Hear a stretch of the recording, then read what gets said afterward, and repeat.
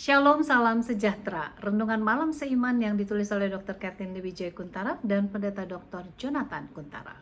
Judul renungan malam ini adalah Jujur akan Bahaya Miras.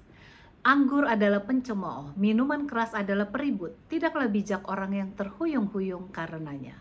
Amsal 20 ayat 1. Masalah anggur yang telah menjadi miras dan membuat manusia mabuk bukanlah suatu masalah yang baru. Lot yang hidup sekitar 2000 tahun sebelum Kristus atau Nuh yang hidup sekitar 2400 sebelum Kristus telah melihat bahayanya meminum minuman alkohol.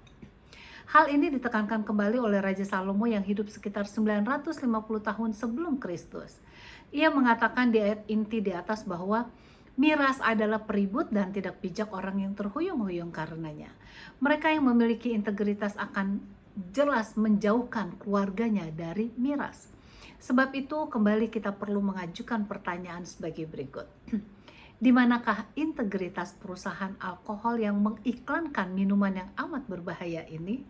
Di mana juga integritas dari orang-orang yang tetap minum minuman berbahaya ini yang dapat menyebabkan dia sakit dan juga memberikan akibat buruk kepada anggota keluarganya? Banyak orang yang merasa bahwa minuman keras itu cukup enak, jadi tidak apa-apa untuk kita nikmatinya. Mereka merasa miras itu merefleksikan badan, merilekskan badan, melonggarkan lidah, dan juga menghilangkan perasaan pedih dan kehancuran kehidupan. Umumnya kita tahu bahwa perasaan rileks itu terjadi karena adanya penghambatan otak di lobus frontalis yang menjadi pusat dari inhibisi penggunaan akal, ingatan dan pertimbangan kita. Jadi lobus frontalis dari otak kita dirusakkan oleh miras sehingga menyebabkan seseorang tidak lagi mempunyai pertimbangan yang dewasa. Bahkan ini menjadi masalah nasional di berbagai negara. Contohnya saja di Amerika Serikat. 80% dari semua tindakan kriminal berhubungan dengan alkohol. 50% dari semua kehamilan remaja berhubungan dengan alkohol. 2/3 dari seluruh kasus pembunuhan diri adalah berhubungan dengan alkohol.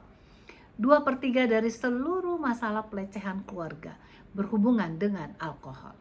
Di samping itu, alkohol membuat sel darah merah menjadi lengket satu sama lain, sehingga darah yang membawa oksigen tidak bisa mengalir sampai ke kapiler atau pembuluh darah yang sangat halus. Nah, kita tahu bahwa darah diperlukan untuk membawa oksigen ke seluruh tubuh manusia.